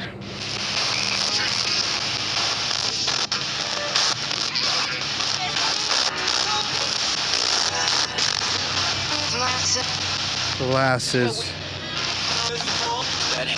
Red hair. So, it was a white man with red hair? Yes, indeed. Funny. Some red too. What else about this person?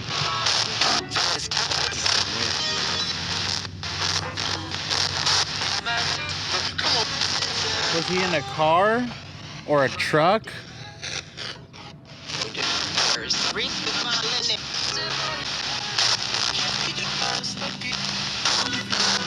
said there was 3. Did you Yeah, hear that? I heard that. Were there multiple people there that night when the body was dumped?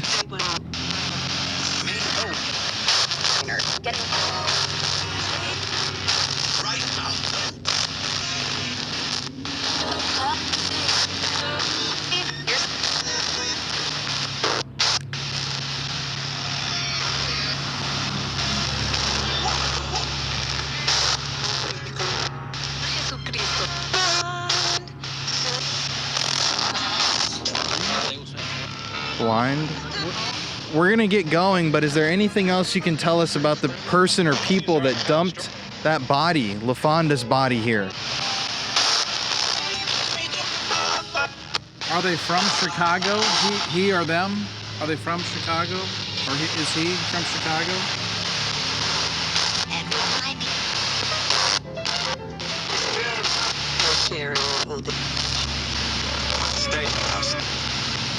Steakhouse.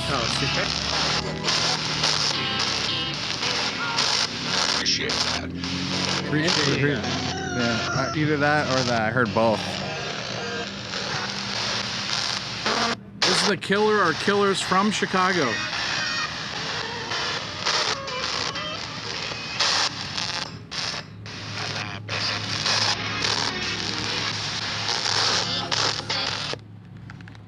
Well, white guy with red hair. It's 45. That's pretty interesting. Both times we've received white and 45. Red hair is really interesting because that obviously would be a white person unless someone dyed their hair. But yeah, I guess we got to keep on pushing. I think it's interesting to see evidence, how it links from case to case or session to session. And there's like tons of bugs right here. So you guys want to go to the next one? Now, once again, some really bizarre things coming out of that spirit box session. A white man with like red hair, and please do take all of this with a grain of salt, but it is very interesting. Also, I hit another dead end here with a FOIA request. This time it was flat out denied. Really interesting here to see though the bizarre discrepancies within the same police department in what information they release and to who. I'm saying this because all of the crimes that we're talking about here are unsolved. All of the murders are unsolved. However, I've received a variety of responses to these FOIA requests. I mean, it's pretty crazy. For 2 of the requests, they released me 1 document, which was the original case report. That happened with 2 of the requests, but they were still documents. For 2 of my requests, they extended them and they never responded again, which I'm assuming, I could be wrong though, is some sort of a FOIA violation. I mean, they said we need an additional whatever 5-10 days.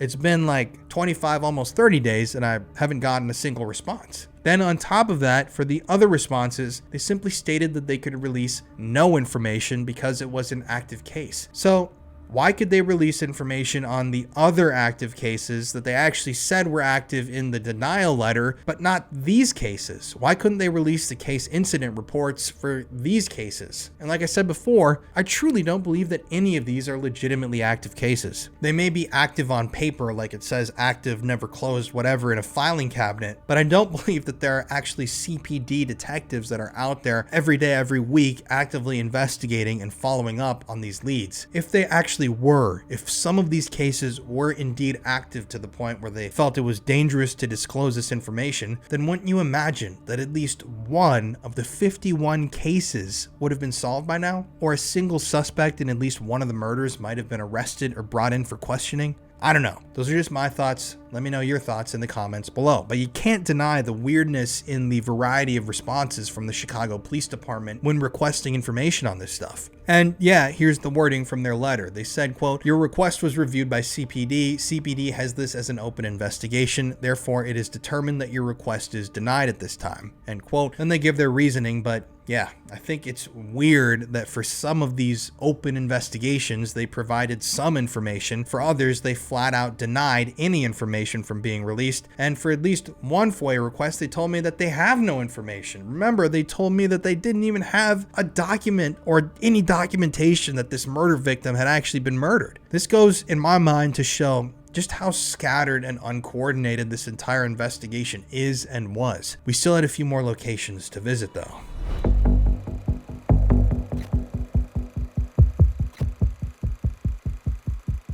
So it's really interesting, I will say, driving in these areas, I hadn't necessarily even looked up where we were, but a lot of these bodies, especially in this cluster that we've been investigating because we've been sticking in the same neighborhood area.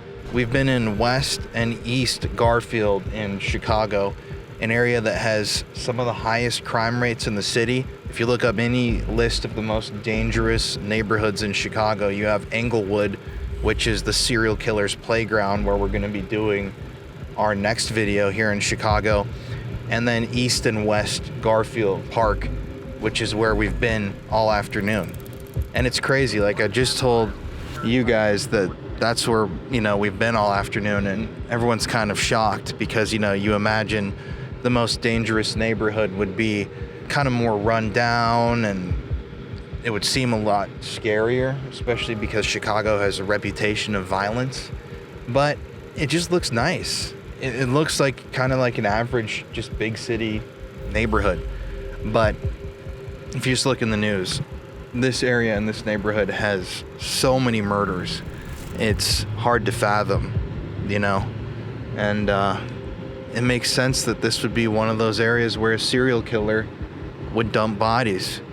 Because even when you think about it, coming down here, a serial killer, or a smart serial killer, I should say, would pick one of the neighborhoods like this because this area is already so overwhelmed with crime.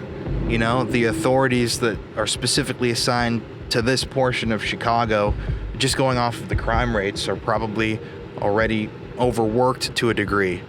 And being a serial killer, even if you don't kill someone here, dumping them here really would use the resources from this area specifically until, they would create like a citywide task force or something like that, which they never did.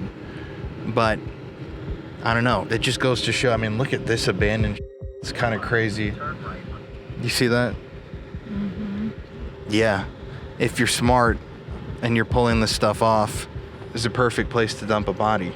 When there are already bodies kind of piling up at an area that has a higher murder rate, I'd say it's easier for a crime to get lost in the noise. So, I don't know.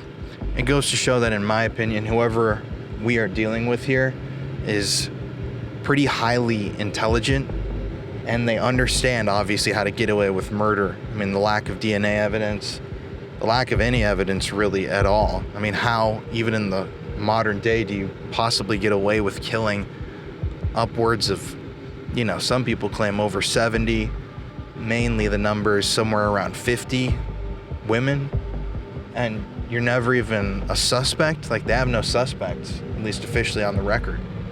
So, yeah, got one more spot.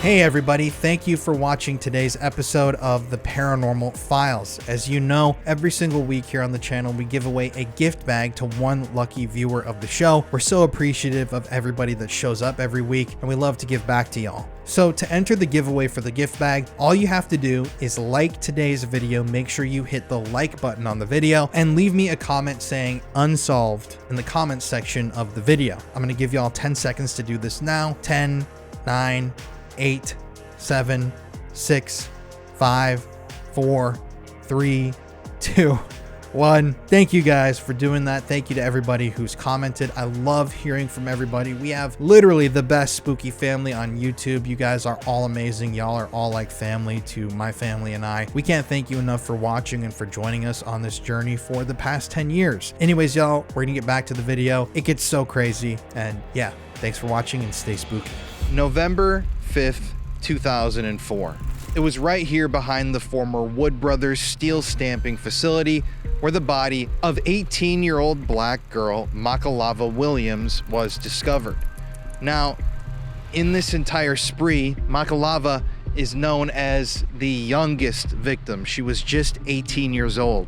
Now, I wish we would have FOIA'd all the documents before coming out here, but I'm assuming, based on my GPS pin provided by the map that we've been using as a reference for this video, that her body would have been found.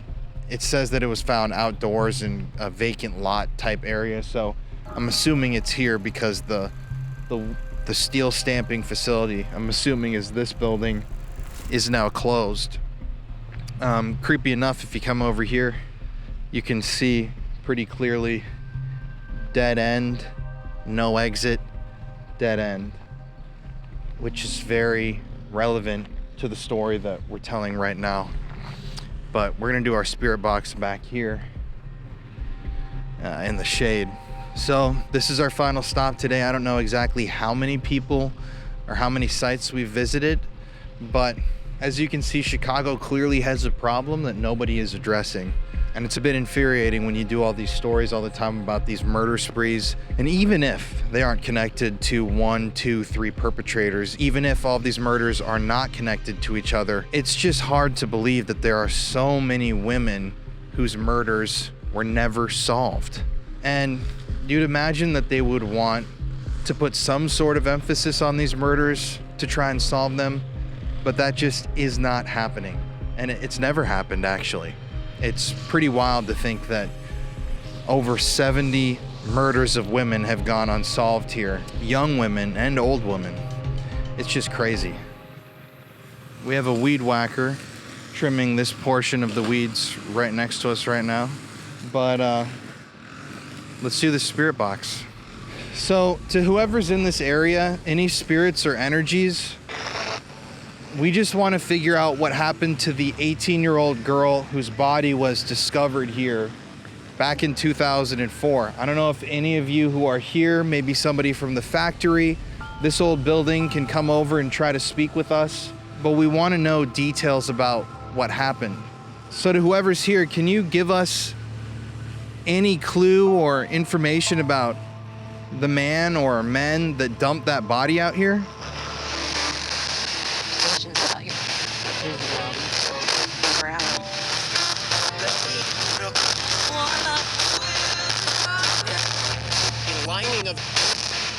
whining. Do you remember when that body was found here?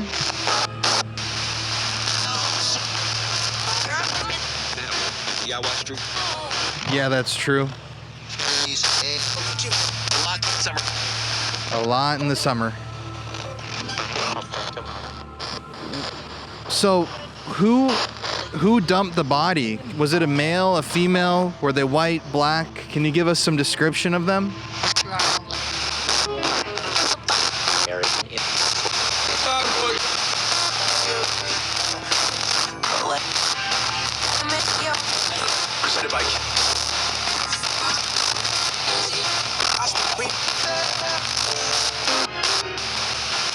Do you remember a man with red hair being out here?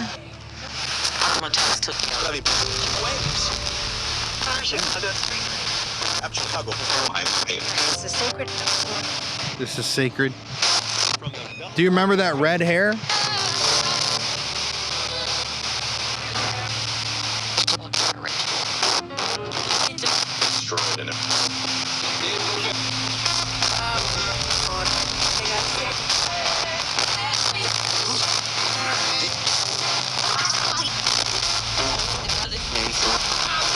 Painful. Do you remember if they came out here in a car or a truck?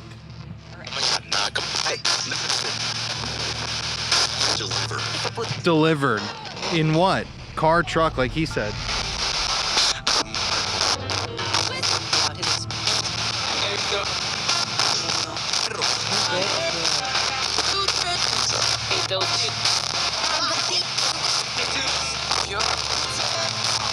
Does the killer ever come back into this area?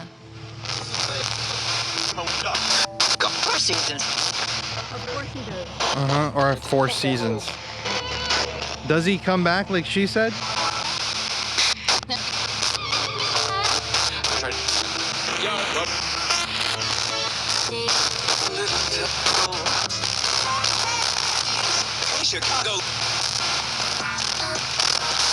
Give us a description of the man, please. We're just gonna let you talk for a second. What do you remember seeing?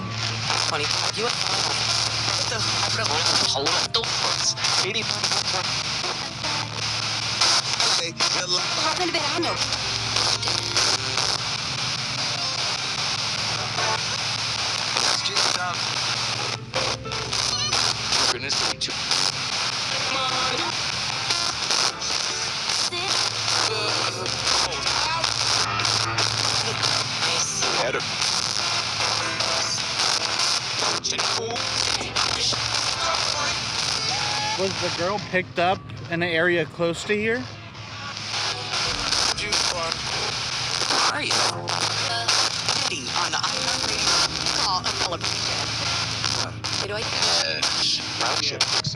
Yes. What color was the man's hair?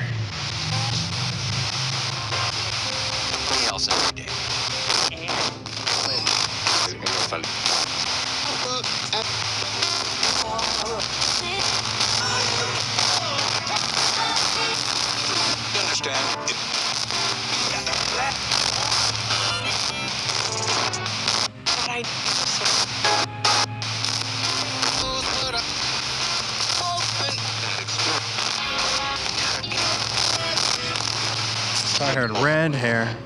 One more time, what color was his hair? What? Starting. Alleviate attack.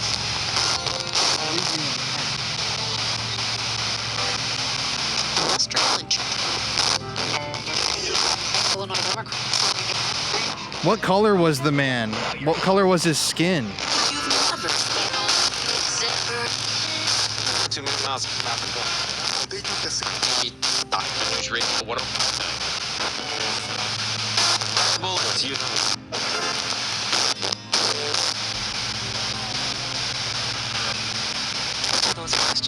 you tell us anything about him?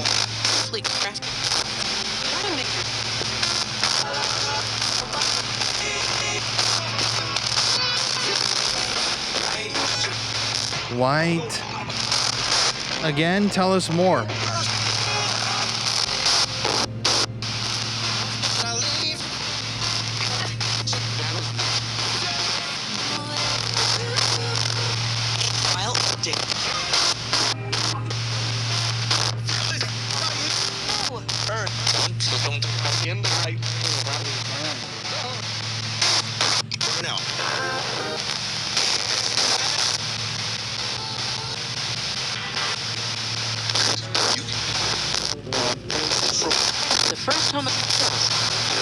The first one, not no accident. What color skin did the man have? 4th of July fire. We did.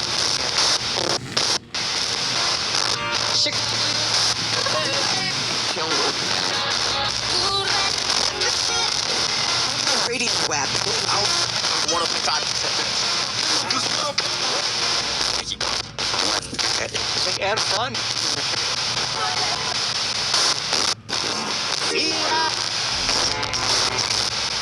Do you remember anything about the man who dumped the body here?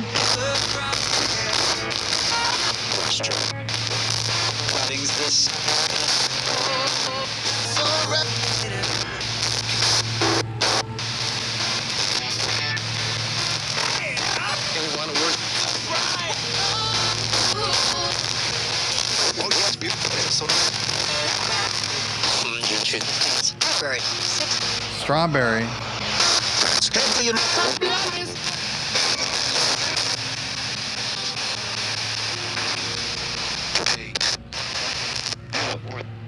Well, maybe we got more in there that we can go back and listen for. But I mean, I think pretty consistently across these little sessions that we've done here, sounds like white, 45 years old, red hair, at least one of the perpetrators, which is different than what I found online in the write-ups and kind of discourse that people have posted about this case. But just because we're done here in Chicago for today, that does not mean that this story is over. I mean, we could have gone to hit 5-6 times the amount of sites for this video, but we just don't have time to because our time here in Chicago is limited. But yeah, I just think that at the end of the day, there needs to be a push to investigate these crimes, even if it's on a one-off basis. And the video's not over yet. I think this is a good wrap-up. There's an ambulance right there. Who knows what just happened? Any final thoughts? Just, they seem like normal areas and just such terrible, awful crimes and just awful for the people not to have it solved, just to go forgotten. That's just really sad.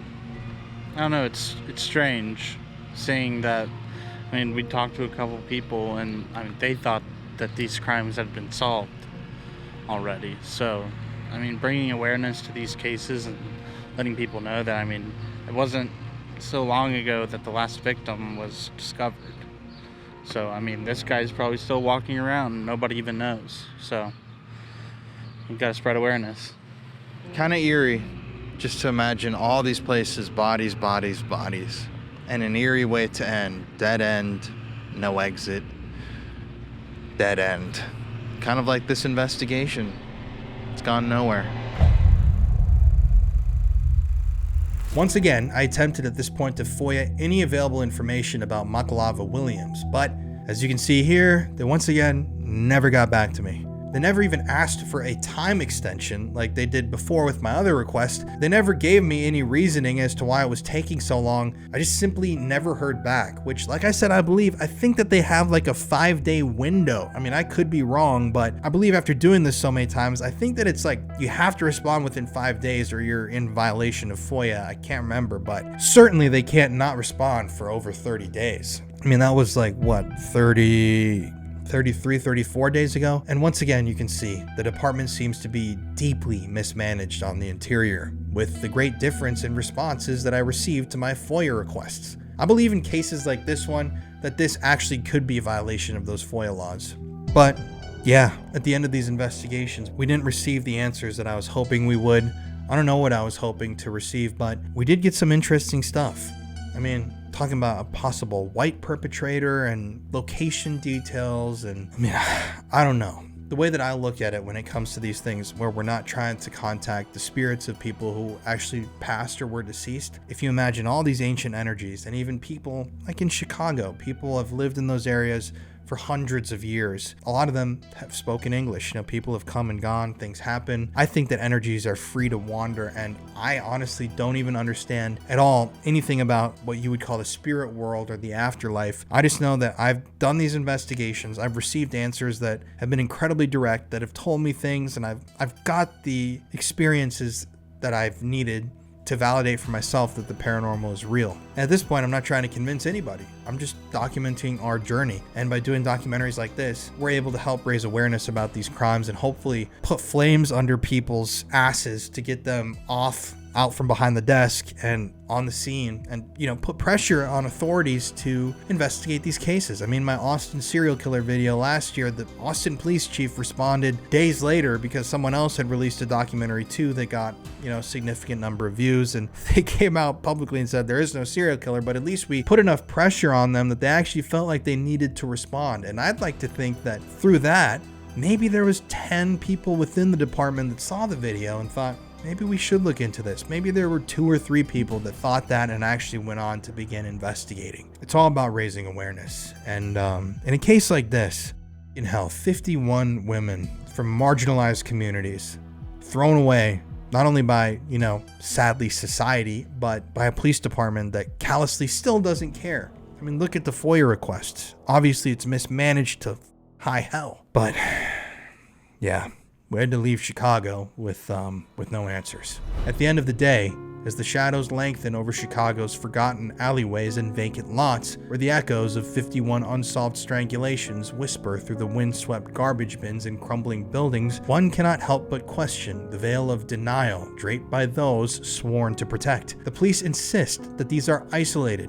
unconnected tragedies. Fatal overdoses, accidents, single victim crimes and murders, the cruel arithmetic of urban decay. But the families of women like Diamond Bynum, Rio Renee Holyfield, and Shantaya Smith cry out for truth, their voices raw with grief and accusation. What if the data doesn't lie? What if Thomas Hargrove's algorithm has actually unveiled a predator or predators who has or who have managed to slip through the cracks of indifference? Have we as a society turned a blind eye to the marginalized, allowing a monster to roam free because his victims were black, underprivileged women from the city's underbelly, their lives deemed less worthy, and justice in these cases deemed less worthy of pursuit? In the quiet aftermath of my journey through these haunted South and West Side neighborhoods, I was left wondering how many more must vanish before we demand the justice that has been so callously withheld. Standing amid the overgrown weeds of Garfield Park, where bodies were discarded like yesterday's refuse, or tracing the cold stairwells of abandoned Englewood buildings stained by these unspeakable acts, my visits to these sites revealed not just the geography of horror itself, but a palpable residue of unrest that defies rational explanation. We felt the weight of that unresolved agony pressing in, as if the air itself held those final breaths of these unfortunate women. The shadows seemed to shift unnaturally in Washington Park's desolate corners,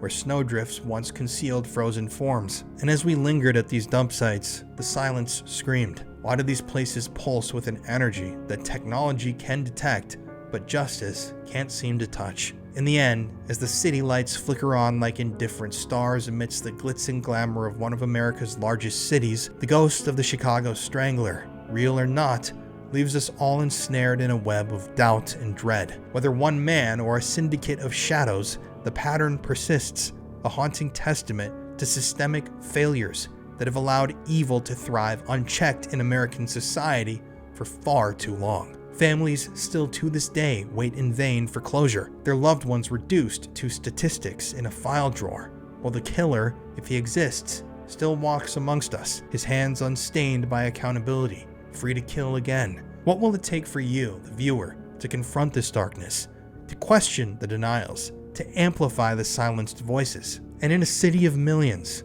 how can so many die unseen? And will the next victim be the one that finally awakens us from this all-American nightmare? So, if you have enjoyed today's deep dive, if you feel like you've learned something, please consider sharing this video. Please consider liking this video and leaving me a comment, because those things really help. These videos are not cheap to produce. They take a lot of time and a lot of care and a lot of love, a lot of research, a lot of editing, a lot of traveling goes into these documentaries. So any support that you guys can give really helps. These videos and these films are all coming from a place of wanting to see justice. I've always been someone who has been very active with social justice, going to protests and involving myself in organizations and working with individuals to try help change the world in whatever way that I can. And I feel like this has been my calling on YouTube, to help expose these evils and raise awareness surrounding these crimes that oftentimes officials are hesitant to acknowledge. And at the end of today's video, I'm going to be making a donation, a portion of the proceeds from this video, to the organization Chicago Survivors. The mission of Chicago Survivors is to promote the healing of communities and families affected by violent death through empathetic, trauma-informed, multifaceted approaches to support. They say that it's important to advocate for crime victims' families. They believe in compassionate responses to survivors. They believe in serving the family as a whole and its individual members, because families are the essential human community. And they offer crime victim and support services to surviving family members of Chicago homicide victims.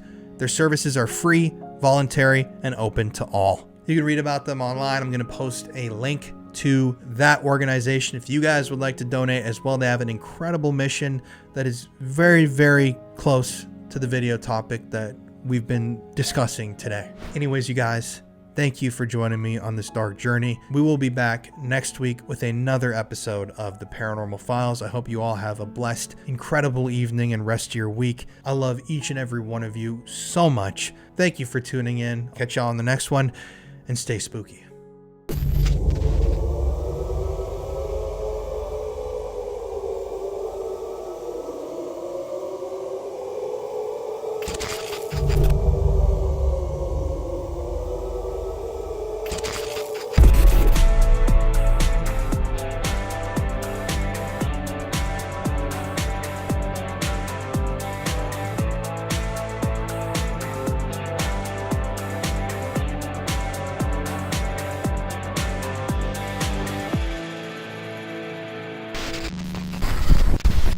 Hello.